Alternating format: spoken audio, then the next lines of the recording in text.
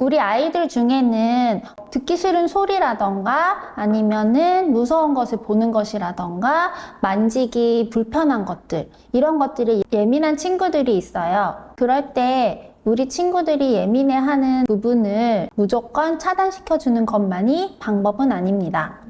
아이가 예민해하는 부분도 적응시켜 나갈 수 있도록 우리는 스몰 스텝으로 그 자극에 익숙하게 해줄 수 있습니다. 화장실에 가기 어려운 친구를 예시로 들어보겠습니다. 화장실이 너무 무서워서 들어가지 못하는 아이가 있어요. 그럴 때는 이 친구에게 화장실의 조명을 밝게 하기, 좋아하는 캐릭터의 포스터 붙이기, 변기 커버를 아이가 좋아하는 것으로 바꿔보는 등 환경을 바꿔주심으로써 아이가 화장실에 적응할 수 있도록 도와줄 수 있습니다. 환경을 바꾸는 시도를 했음에도 불구하고 아이가 화장실에 가는 걸 어려워하면 스몰 스텝으로 더 단계를 쪼개서 화장실에 적응할 수 있도록 도와줄 수 있습니다. 예를 들어서 화장실에 문 앞까지 가기, 그 다음에 문을 열기, 그 다음에 문을 연 채로 한 발자국 들어서기, 이런 식으로 단계를 쪼개고 화장실에 들어갈 수 있게 되었다면 그 다음에는 바지를 내리기, 팬티를 내리기, 아주 잠깐 동안 변기에 앉아있기, 변기에 앉을 수 있었다면 10초 동안 앉아있기, 20초 동안 앉아있기 등 단계를 스몰 스텝으로 쪼개서 적응시켜줍니다. 이러한 단계를 한 단계씩 성공시키면서 최종 목표까지 달성할 수 있도록 도와줍니다. 이렇게 최종 목표에 갈 수 있도록 단계를 쪼갰다면 이 단계들을 하나씩 강화제를 사용하여 성공시켜 줍니다. 최종 목표까지 스몰 스텝의 단계를 정해 놓으면 첫 단계부터 강화제를 활용하여 성공하는 경험을 시켜주시고 차근차근 최종 목표의 단계까지 올라갈 수 있도록 도움을 주면 됩니다.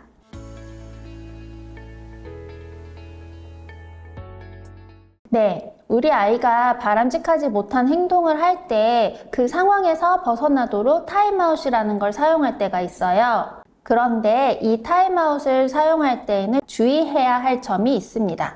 보통 부모님 입장에서는 아이를 그 상황으로부터 격리를 시킴으로써 바람직하지 못한 행동이 줄어들 것이라고 예상을 할 것입니다. 하지만 아이 입장에서는 그 상황에서 벗어나는 게 사실은 좋은 경우가 있어요. 그럴 때 우리가 타임아웃을 사용하면 오히려 아이의 바람직하지 못한 행동을 강화시킬 수 있습니다. 그래서 타임아웃을 사용할 때에는 반드시 우리 아이가 그 상황에서 벗어나는 것이 싫은 자극이 되어야 합니다. 중요한 것은 아이를 그 상황에서 격리를 시킬 때 아이가 그 상황이 싫어야 한다는 것입니다. 아이가 게임을 하는 동안에 자기 차례를 지키지 못하고 옆 친구를 방해하는 경우를 예를 들어 볼게요. 아이는 사실 게임하는 건 너무너무 재미있지만 기다리는 상황이 어려워서 친구들을 방해하고 있어요. 이런 상황에서 우리가 친구를 타임아웃을 시킨 경우에는 이 친구가 바람직하지 못한 행동을 줄일 수 있는 계기가 될 수 있습니다. 반대로 똑같은 친구가 게임을 하고 있는 상황인데 친구가 사실은 게임하는 게 재미가 없었고 그랬기 때문에 차례를 지키지 않고 친구들을 방해를 했다라고 했을 때 타임아웃은 오히려 이 친구에게 바람직하지 못한 행동을 강화시킬 수 있는 상황이 될 수 있습니다. 그렇기 때문에 타임아웃을 사용할 때에는 아동이 그 상황을 즐기고 있는지 그렇지 않은지를 잘 판단하셔서 사용해야 합니다. 또한 타임아웃을 사용할 때 아이에게 너무 무서운 장소라던가 어두운 곳으로 보내는 것이 아닌 상황에서 조금 떨어진 곳에서 있을 수 있도록 해주세요. 그리고 타임아웃의 시간 또한 너무 아이가 견디기 어려운 긴 시간이 아닌 아이가 충분히 납득할 수 있는 시간으로 정해주세요. 또한 타임아웃을 사용할 때 아이가 격한 반응으로 거부할 수가 있는데요. 그럴 때에는 단호하게 진정할 때까지 기다려주세요. 타임아웃의 시간이 끝나고 아이도 진정이 됐을 때에는 그때 아이와 함께 게임을 하는 동안의 바람직한 행동을 다시 한번 이야기하고 제자리에 돌려보냅니다. 또 타임아웃을 사용하기에 적절한 시기는 유아기 시기로 나이가 어려서 부적절한 행동에 대해 부모가 매우 빠르고 일관되게 대응하고 억제할 수 있을 때 사용하는 것이 좋습니다. 이번 시간은 민정윤 소장님과 함께 행동 수정하기 사례편으로 감각과민에 대응하는 방법과 타임아웃할 때 주의해야 할 사항에 대해 알아보았습니다. 1. 감각과민에 대응하는 방법. 아이가 예민해하는 부분을 무조건 차단시켜주는 것이 방법이 아닙니다. 아이가 예민해하는 부분도 적응할 수 있도록 스몰 스텝을 통해 그 자극을 익숙하게 해줄 수 있습니다. 스몰 스텝을 통해 최종 목표까지 갈 수 있도록 해주세요. 2. 타임아웃 할 때 주의사항. 타임아웃을 사용할 때에는 반드시 우리 아이가 타임아웃을 당하는 것이 싫은 자극이 되어야 합니다. 또한 타임아웃의 적절한 시기는 유아기 시기로 부모가 빠르고 일관되게 대응하고 억제할 수 있을 때 사용하는 것이 좋습니다.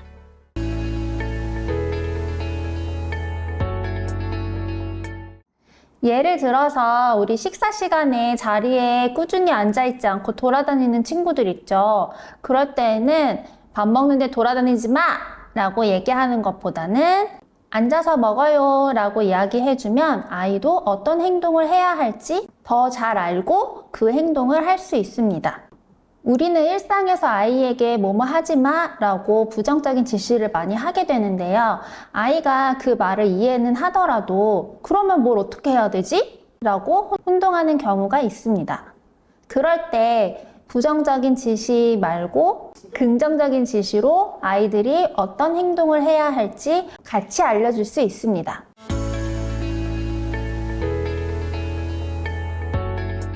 정리정돈이 어려운 초등학교 여자아이를 예시로 들어보도록 할게요.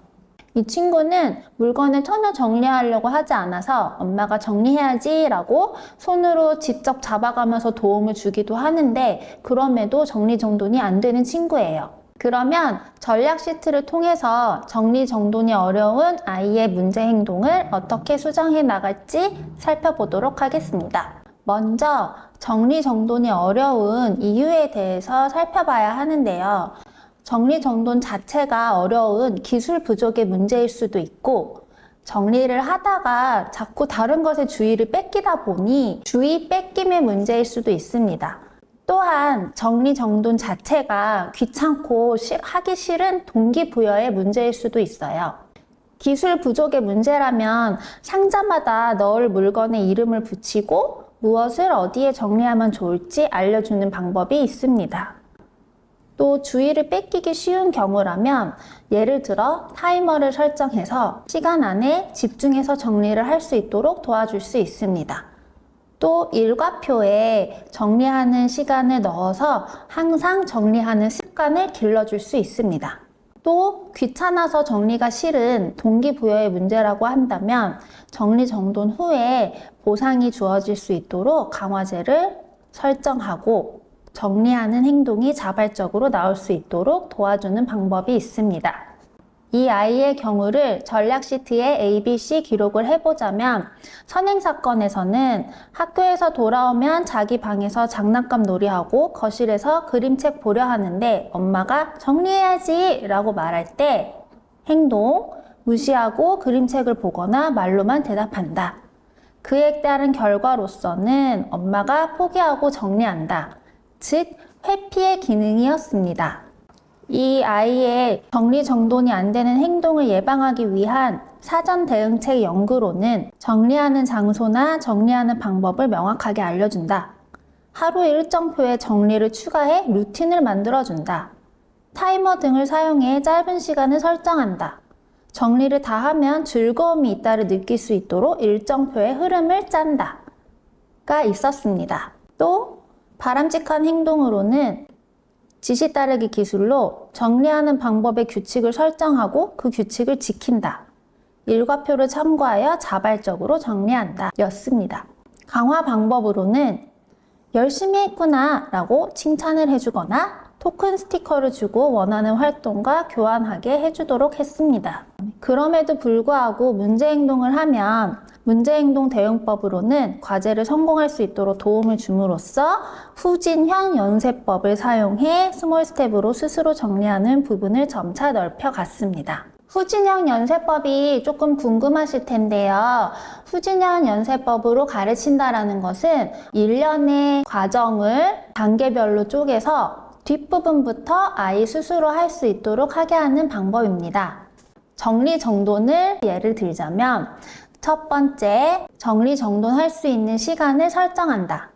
두 번째, 주변에 쓰레기를 모은다. 세 번째, 장난감은 장난감끼리, 책은 책끼리, 학용품은 학용품끼리 분류하여 정리한다. 네 번째, 마지막으로 방 주변을 둘러보며 더 정리할 것이 없는지 확인한다. 이렇게 4단계로 나눴을 때 후진형 연쇄법이란 처음부터 1단계, 2단계, 3단계, 4단계를 다 도와줬다가 마지막 4단계부터 아이가 혼자 할 수 있도록 도와주는 것입니다. 아이는 1단계, 2단계, 3단계를 도움받고 4단계를 혼자 합니다. 4단계를 혼자 하는 게 익숙해지면 1단계, 2단계를 도움받고 3단계, 4단계를 혼자 합니다. 3단계, 4단계를 혼자 하는 게 익숙해지면 1단계만 도움을 받고 2단계, 3단계, 4단계를 혼자 합니다.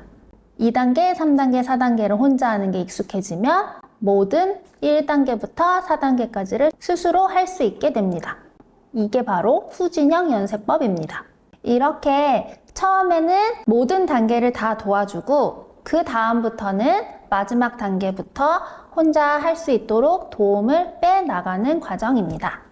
정리를 할 때 정리하는 장소를 지정해 줄 때에는 사진이나 그림 같은 시각적인 자료를 같이 활용해 주면 좋습니다. 또 일과표에 정리정돈 시간을 넣어주는 것도 방법인데요. 우리 아이가 일정을 마치고 집에 돌아왔을 때 해야 되는 루틴 중에 정리정돈이라는 항목을 넣어주심으로써 정리정돈을 습관화할 수 있습니다. 이번 시간은 민정윤 소장님과 함께 행동 수정하기 사례편 두 번째로 긍정적 지시하는 방법과 전략 시트를 활용한 방법에 대해 알아보았습니다. 1. 긍정적 지시 방법 사례. 밥 먹을 때 돌아다녀요. 부정적으로 밥 먹는데 돌아다니지 마 라고 말하는 대신 앉아서 먹자 라고 이야기해주세요. 2. 전략 시트를 활용한 방법 사례. 정리정돈이 안 돼요. ABC 분석과 전략 시트를 통해 먼저 정리정돈이 어려운 이유와 문제 상황을 파악한 후 바람직한 행동을 할 수 있게 도와주세요. 3. 후진형 연쇄법이란 일련의 과정을 단계별로 쪼개서 뒷부분부터 아이 스스로 할 수 있도록 하게 하는 방법입니다.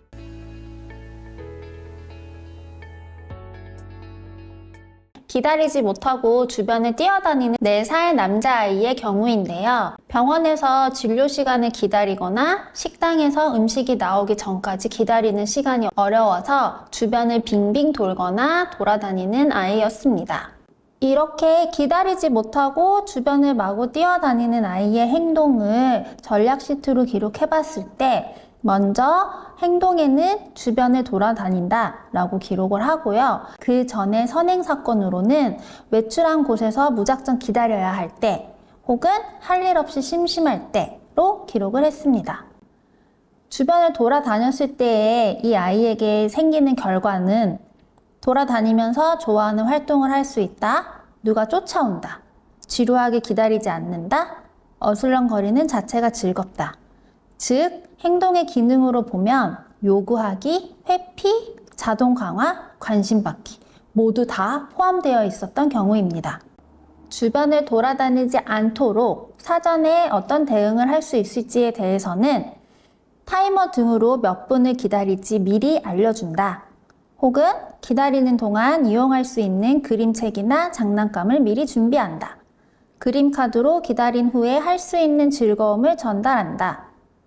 시간이 될 때까지 산책하거나 차 안에서 시간을 보내도록 유도한다. 로 정리해 보았습니다. 또 바람직한 행동으로는 지시 따르기 기술과 여가 활동 기술을 생각해 봤는데요. 좋아하는 것을 선택해서 시간이 될 때까지 조용히 있게 한다. 혹은 산책하거나 차 안에서 보내다가 시간이 되면 돌아온다. 로 정해보았습니다. 강화 방법으로는 우리 애 친구 너무 잘 기다려주고 있어 라던가 하고 있는 활동에 대해서 재밌지? 라며 칭찬을 해주었습니다. 또 토큰 경제로 좋아하는 활동을 계속 할 수 있도록 유도하였습니다. 그럼에도 불구하고 기다리지 못하고 주변을 돌아다닐 때에는 혼내지 말고 담담한 태도로 아이를 다시 데리고 와서 무엇을 해야 될지 일러주었습니다. 토큰 경제는 우리 일상에서도 많이 활용되고 있는데요. 우리가 커피숍에 가서 커피를 10잔 사면 한 잔이 무료인 것과 같습니다. 우리 아이들이 바람직한 행동을 할 때마다 토큰을 받고 토큰을 다 모으면 원하는 활동이나 간식, 물건으로 교환하는 것을 토큰 경제라고 합니다. 시중에 판매되고 있는 칭찬 스티커와 같은 거라고 생각하시면 되는데요. 시중에 판매되고 있는 칭찬 스티커는 보통 기본이 45개, 50개 정도 되잖아요. 하지만 토큰 경제를 처음 시작할 때에는 3개, 5개, 10개 이렇게 점차적으로 늘려가는 것이 좋습니다. 토큰 경제를 활용하면 아이가 목표 행동을 할 수 있는 동기는 그대로 가져가면서 즉각적인 강화제를 제공하는 빈도를 줄일 수 있습니다.